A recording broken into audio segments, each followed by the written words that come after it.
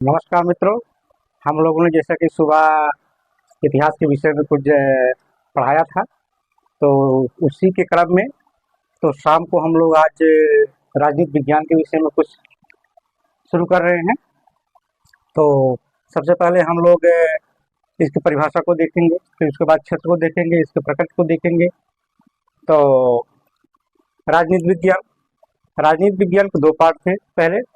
पहला नागरिक शास्त्र, दूसरा राजनीति शास्त्र। जो नागरिक शास्त्र है, नागरिक शास्त्र को अंग्रेजी में सिविक्स कहते हैं। नागरिक शास्त्र को अंग्रेजी में सिविक्स कहते हैं। सिविक्स शब्द सिविटास से निकला है। सिविक्स शब्द सिविटास से निकला है, जिसका अर्थ होता है नागरिकता। यही सिविक्स हम लोगों को इंटर तक पढ़ाया जाता है। उसके बाद जब हम लोग बीए में आते हैं, ग्रेजुएशन लेवल पे, तब जाके राजनीति शास्त्र हम लोग को पढ़ने को मिलता है। ठीक, तो आपका ये सिविक्स अंग्रेजी शब्द, ये सिविक्स या सिविटास शब्द से निकला है, जिसका अर्थ होता है नागरिकता। जिसका अर्थ होता है नागरिकता। उसके बाद नागरिक शास्त्र का केंद्र बिंदु क्या है? नागरिक शास्त्र का जो केंद्र बिंदु पहले था वो नागरिकता था। ठीक, नागरिक शास्त्र का केंद्र बिंदु नागरिकता है। उसके बाद नागरिक शास्त्र अध्ययन किसका करता है? नागरिक शास्त्र के अंतर्गत नागरिकता, नागरिक शास्त्र के अंतर्गत नागरिकता, नागरिक जीवन से जुड़ी हुई जितनी भी संस्थाएं हैं उसके विषय में अध्ययन करता है। अब इसके साथ साथ मानव जीवन के अधिकारों, मानव जीवन से संबंधित जितने भी अधिकार हैं, उनके जो कर्तव्य हैं, उन सभी का अध्ययन हम नागरिकता के अंतर्गत करते हैं। ठीक, उसके बाद नागरिक शास्त्र के बाद फिर आगे देखते हैं, राजनीति शास्त्र आता है, जिसे हम अंग्रेजी में पॉलिटिकल साइंस कहते हैं। राजनीति शास्त्र को अंग्रेजी पॉलिटिकल साइंस कहते हैं। ये निकला किससे? ग्रीक भाषा के पोलिस शब्द से निकला है। किससे निकला है? पोलिस से निकला है। ठीक, पॉलिटिकल साइंस शब्द ग्रीक भाषा के पोलिस शब्द से निकला है, जिसका अर्थ क्या होता है? जिसका अर्थ होता है नगर राज्य। पोलिस शब्द का अर्थ होता है नगर राज्य। नगर राज्य, साथ साथ इसे शहर राज्य भी कहा जाता है। क्या कहते हैं? नगर राज्य, और उसके बाद शहर राज्य, दोनों नामों से इसे जाना जाता है। आगे फिर देखते हैं, अगला पॉइंट क्या है? इन्हीं नगर राज्यों का, ठीक, इन्हीं नगर राज्यों का अध्ययन करने हेतु नागरिक शास्त्र अस्तित्व में आया। और जो ये आपका नागरिक शास्त्र है, ये आपका जो नागरिक शास्त्र है, ये वाला नागरिक शास्त्र अध्ययन किसका करता था? ये जो प्राचीन नगर राज्य थे, यूनानी नगर राज्य, प्राचीन यूनानी नगर राज्य, इन्हीं का अध्ययन करने के लिए अब अस्तित्व में आया। ठीक, उसके बाद देखिए, इन्हीं नगर राज्यों का जब आधुनिक राज्यों के रूप में जब विकास हो गया, इन्हीं नगर राज्यों का, जो प्राचीन यूनानी राज्य थे, इन्हीं नगर राज्यों का जब आधुनिक राज्यों के रूप में विकास हो गया, तो नागरिक शास्त्र किसमें बदल गया? ये आपका नागरिक शास्त्र राजनीति शास्त्र में बदल गया। किसमें बदल गया? नागरिक शास्त्र राजनीति शास्त्र में बदल गया। ठीक, समझ में आ गया?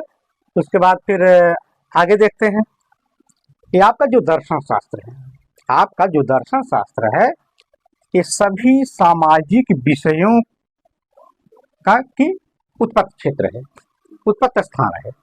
ठीक, ये आपका जो दर्शन शास्त्र है, सभी सामाजिक विज्ञानों का जन्म इसी दर्शन शास्त्र से हुआ है।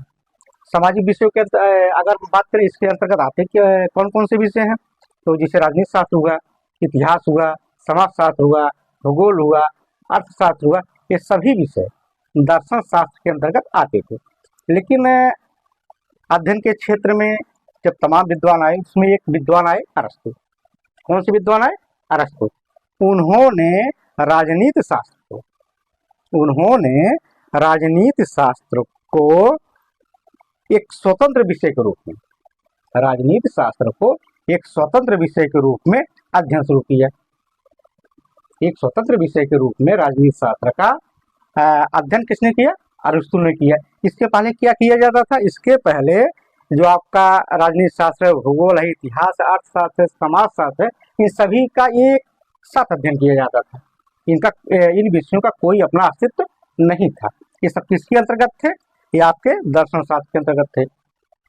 लेकिन जब अरस्तु आते हैं तो इन्होंने राजनीति शास्त्र को एक अलग ढंग से, ठीक, एक स्वतंत्र विषय के रूप में अध्ययन की शुरुआत कर दी है। ठीक, इसीलिए जब अलग स्वतंत्र रूप से जब अध्ययन की शुरुआत कर देते हैं तो इसीलिए अरस्तु को राजनीति शास्त्र का जनक कहा जाता है। इसीलिए अरस्तु को राजनीति शास्त्र का जनक कहा जाता है। ठीक, और अरस्तु जब अध्ययन किए तो क्या किए? राजनीति शास्त्र को क्या कहा इन्होंने? राजनीति शास्त्र को सर्वोच्च विज्ञान कहा। ठीक, राजनीति शास्त्र को सर्वोच्च विज्ञान कहा। सर्वोच्च विज्ञान अर्थात मास्टर साइंस। सर्वोच्च विज्ञान अर्थात मास्टर साइंस। जब अरस्तु राजनीति शास्त्र को सामाजिक जो अन्य विषय हैं उससे अलग करके जब राजनीति शास्त्र का अलग से अध्ययन शुरू किया, इसीलिए अरस्तु को राजनीति शास्त्र का जनक कहा गया। और राजनीति शास्त्र को अरस्तु ने सर्वोच्च विज्ञान कहा। क्या कहा? सर्वोच्च विज्ञान कहा, अर्थात मास्टर साइंस का। यह प्रश्न पूछा जाता है, मास्टर साइंस, राजनीति शास्त्र को मास्टर साइंस किसने कहा या सर्वोच्च विज्ञान किसने कहा? तो अरस्तु के, ठीक, अरस्तु ने कहा। तो आगे ये तो प्राचीन जो आपके यूनानी राज्य थे उससे संबंधित है। लेकिन हाँ, यहाँ तक अरस्तु के समय तक, यहाँ तक आपका या फिर काफी बाद तक राजनीति शास्त्र जो था इस पे क्या हावी था? इस पे धर्म हावी था। ये जो यूनानी चर्च थे, जो वहाँ के पोप थे, उसके खिलाफ कोई भी बोलने को तैयार नहीं था। ठीक, जो भी काम धर्म। ठीक, धर्म से अलग होकर के कोई भी अध्ययन करने को तैयार नहीं था। तो लेकिन 15वीं 16वीं सदी जब आती है, 15वीं 16वीं जब सदी आती है, एक विद्वान आते हैं मैकियावली।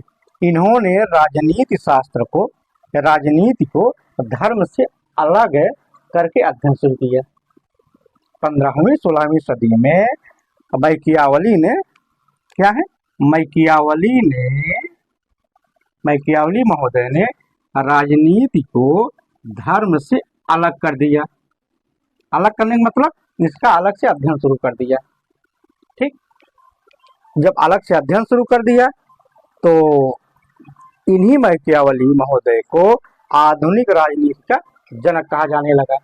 इन्हीं मैकियावली महोदय को राजनीति का, आधुनिक राजनीति का जनक कहा जाने लगा। ठीक, कहा जाने लगा। तो मित्रों, हम थोड़ा थोड़ा प्रयास धीरे धीरे हम लोग कर रहे हैं। आप लोग से निवेदन है कि हमारे छोटे से प्रयास को आप लोग के पास जब पहुँचे तो कम से कम हमारे उत्साह वर्धन के लिए आप लोग चैनल को, हमारा चैनल है, इसे सब्सक्राइब कर लीजिए, लाइक कर दीजिएगा, ताकि हमारा मोटिवेशन होता रहे और आप तक ऐसे छोटी छोटी वीडियो आप तक पहुंचता रहे, आपको भी लाभ हो। ठीक, धन्यवाद।